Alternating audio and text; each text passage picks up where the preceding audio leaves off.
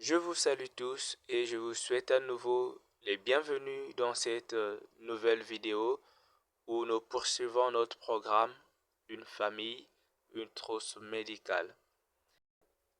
Sans tarder, aujourd'hui nous parlerons des organes de sens.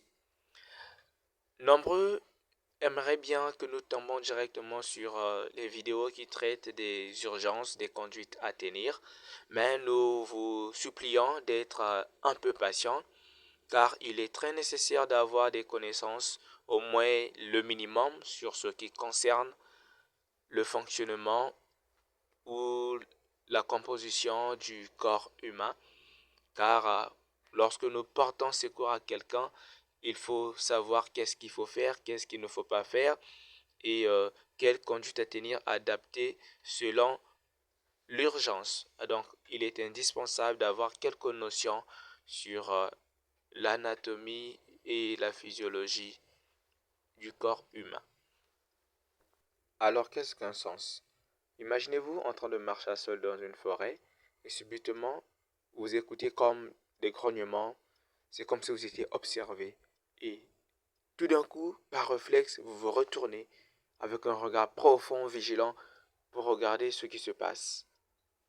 Et les gens disent que c'est le sixième sens. Et là, tout le corps est envahi par les chairs de poule. Bref, c'était juste pour rire.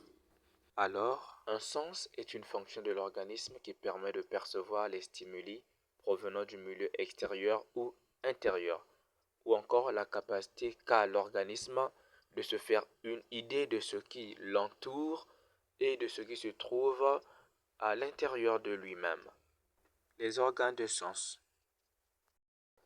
Un organe de sens est un organe spécialisé qui contient des récepteurs sensoriels capables de capter un stimuli et de le transformer en message nerveux envoyé au cerveau.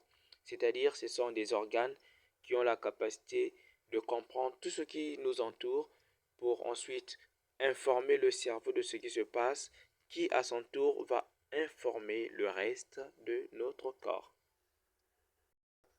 L'œil est un organe de sens dont, par la vue, nous permet de voir tout ce qui nous entoure, de distinguer les couleurs et d'en apprécier la beauté.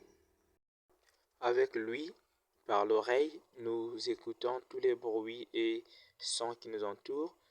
Avec le nez, par l'odorat, nous pouvons humer ou ressentir toutes les odeurs. Et la langue, par le goût, nous pouvons déguster avec appétit tout ce que nous consommons. Et la peau, par le toucher, nous pouvons ressentir la chaleur ou la fraîcheur, toutes les sensations que la peau détecte. Enfin, comment prendre soin de ces organes de sens?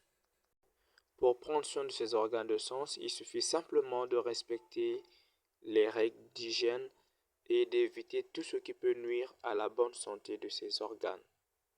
Pour les yeux, lire dans un endroit bien éclairé, éviter de regarder directement le soleil, limiter le temps passé devant les écrans, porter les lunettes de protection si nécessaire et consulter un spécialiste en cas de trouble de vision.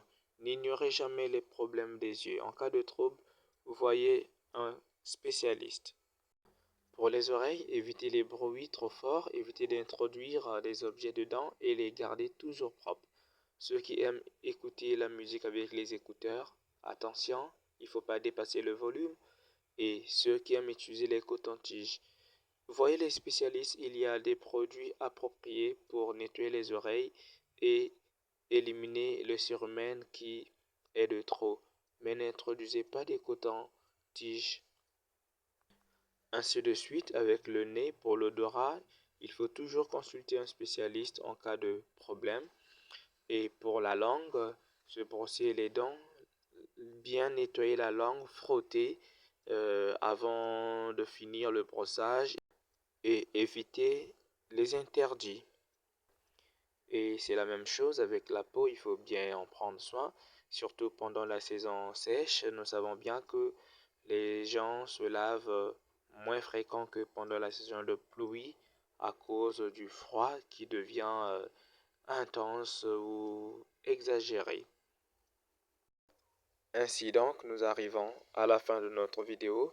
Je vous remercie de nous avoir suivis et j'espère vous revoir dans la prochaine, car nous avons pris en compte les doléances et nous allons commencer dès la vidéo prochaine avec les conduites à tenir élémentaires et au fur et à mesure, n'hésitez pas, écrivez-nous sur notre numéro WhatsApp et n'hésitez surtout pas à nous faire vos commentaires et pour la pratique, les portes sont grandement ouvertes.